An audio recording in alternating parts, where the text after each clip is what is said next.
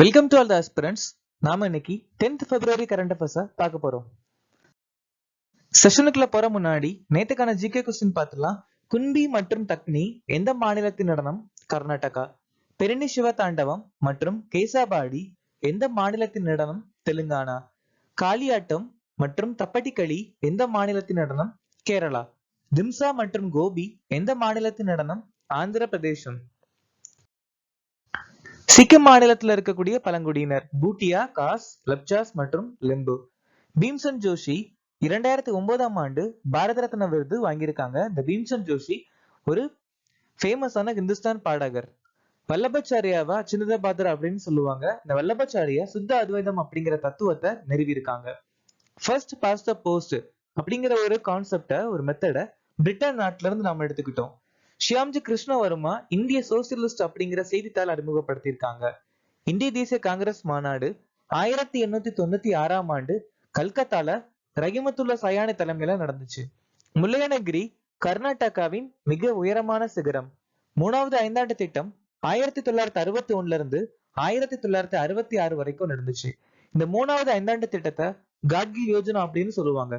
பண மசோதாக்கள் தொடர்பான சிறப்பு நடைமுறை சரத்து 198ல சொல்லியிருக்காங்க.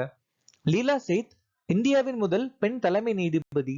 இண்டிகோ கிளர்ச்சி 1859ல விஷ்ணு மற்றும் திகம்பர் பிஸ்வாஸ் தலைமையில நடந்துச்சு. புதிய ராணுவ துணை தளபதியாக நியமிக்கப்பட்டவர் யார்? உபேந்திர திவேதி. SJFI மற்றும் DSJAல் வாழ்நாள் சாதனை விருது பெற்றவர் யார்? PT உஷா. 2024 ஆண்களுக்கான சர்வதேச ஹாக்கி கூட்டமைப்பு 5S உலகக்கோப்பையை வென்ற நாடு எது? நெதர்லாந்து. இந்த மாநில அரசு முதலமைச்சர் வயஸ்ரீ யோஜனா திட்டத்தை அறிமுகப்படுத்தியது? மகாராஷ்டிரா. போட்டின் பிராண்ட் தூதராக நியமிக்கப்பட்டவர் யார்? ரன்வீர் சிங். சுகாதாரத்துறை செயலாளராக நியமிக்கப்பட்டவர் யார்? அபூர்வ சந்திரா. கமரான் ரிஸ்வி கனரக தொழில்துறை அமைச்சகத்தின் செயலாளர். மனோஜ் கோவில் கார்பெட் விவகார அமைச்சகத்தின் செயலாளர். சஞ்சீவ் சோப்ரா உணவு மற்றும் பொது விநியோகத்துறை செயலாளர். அனுராக் சிங் ஜெயின் சாலை போக்குவரத்து மற்றும் நெடுஞ்சாலை செயலாளர். பங்கஜ் அகர்வால் மின் அமைச்சகத்தின் செயலாளர். VL காந்தராவ் சுரங்க அமைச்சகம். அடல் டுல்லு ஜம்மு அண்ட் காஷ்மீருடைய செயலாளர். சங்கர் ஸ்மிருதி விருது யாருக்கு வழங்கப்பட்டது? இந்த சங்கர் ஸ்மிருதி விருது கேரளா அரசாங்கம் கொடுக்கக்கூடிய விருது. இந்த விருதை வாங்கினது ஈஸ்வரி பிரசாத் நம்பூதிரி. ரத்தன் டாடா மகாராஷ்டிரா அரசின் உத்தியோக ரத்னா விருது வாங்கியிருக்காங்க. நரேந்திர மோடி லோக்மான்ய திலக் விருது வாங்கியிருக்காங்க. ராஜ் சுப்பிரமணியம் பிரவசிய பாரதிய சம்மான் விருது வாங்கியிருக்காங்க. சோனம் வாங்சுக் சந்தியோக்பா மனிதாபிமான விருது வாங்கியிருக்காங்க.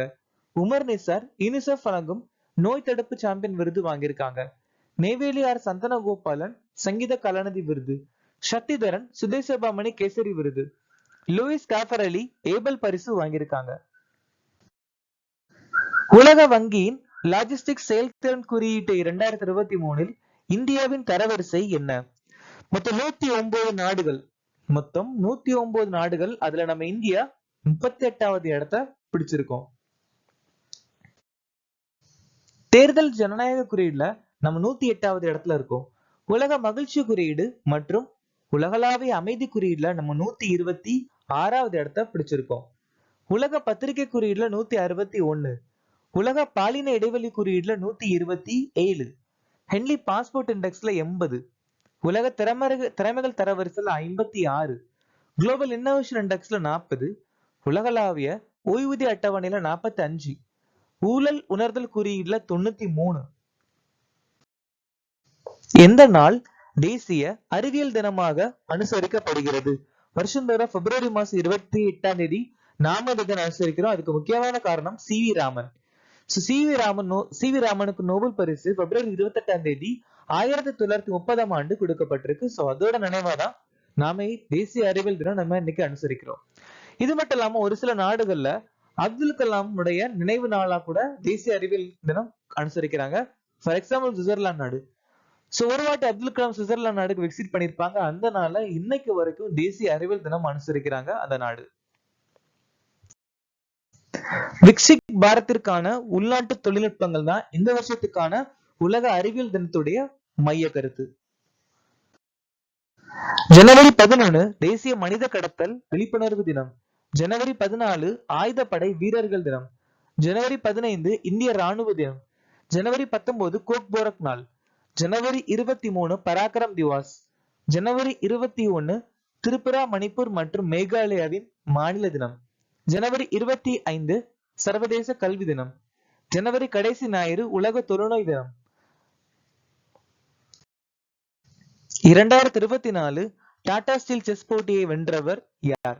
வெய் இ. இவங்கதான் வெய் இ, சீனா நாட்டை சேர்ந்தவங்க. பிரக்னானந்தா சூப்பர் ஜிஎம் செஸ் போட்டி ஜெயிச்சிருக்காங்க. அனீஷ் கிரி டாடா ஸ்டீல் செஸ் போட்டி ஜெயிச்சிருக்காங்க. டிங் லிரன் உலக chess championship. Raunak Sadhwani FIDE உலக junior rapid chess championship. Karthikeyan Murali classical chess போட்டியில் மேக்னஸ் கால்சனை வீழ்த்திய 3வது இந்தியர். ஷர்வனிகா ஆசிய யூத் செஸ் சாம்பியன்ஷிப் 2023 2 வடிவங்களில் சாம்பியன் பட்டத்தை ஜெயிச்சிருக்காங்க. கொனோரு ஹம்பி உலக ரேபிட் செஸ் சாம்பியன்ஷிப்ல வெள்ளி பதக்கம் ஜெயிச்சிருக்காங்க. கியாசனூர் வனநோய் என்று அழைக்கப்படும் நோய் எது? குரங்கு காய்ச்சல். குரங்கு காய்ச்சல். சோ இந்த கியாசனூர் வனநோய்க்கு இன்னொரு பேர் குரங்கு காய்ச்சல். முதல் முறையா கியாசனூர் அப்படிங்கிற காட்டுல 1957ஆம் ஆண்டு கண்டுபிடிக்கப்பட்டிருக்கு. சோ எதனால செய்திகள் இருக்குன்னா, இந்த நோய் கர்நாடகால ரீசனா கொஞ்சம் பரவி வந்துட்டு இருக்கு. நித்தி ஆயோக் ஏற்றுமதி தயார்நிலை குறியீடு மற்றும் தேசிய பல பரிமாண வரிமை குறியீடு அறிமுகப்படுத்தியிருக்காங்க. 5 ஐஸ் இன்டெலிஜென்ஸ் அலைன்ஸ் 1946ஆம் ஆண்டு உருவாச்சு. ஜகத்குரு ராம்பத்ராச்சாரியா 1987ஆம் ஆண்டு துளசி பீடத்தை சித்ரகூட் மத்திய பிரதேசத்துல ஆரம்பிச்சாங்க. ஐசிசியின் போட்டியின் சிறந்த வீரர் விருது 1992ஆம் ஆண்டு அறிமுகமாச்சு. அனா கிரக்காட்டோ மற்றும் மராத்தி எரிமலை இந்தோனேஷியா நாட்டுல அமைஞ்சிருக்கு.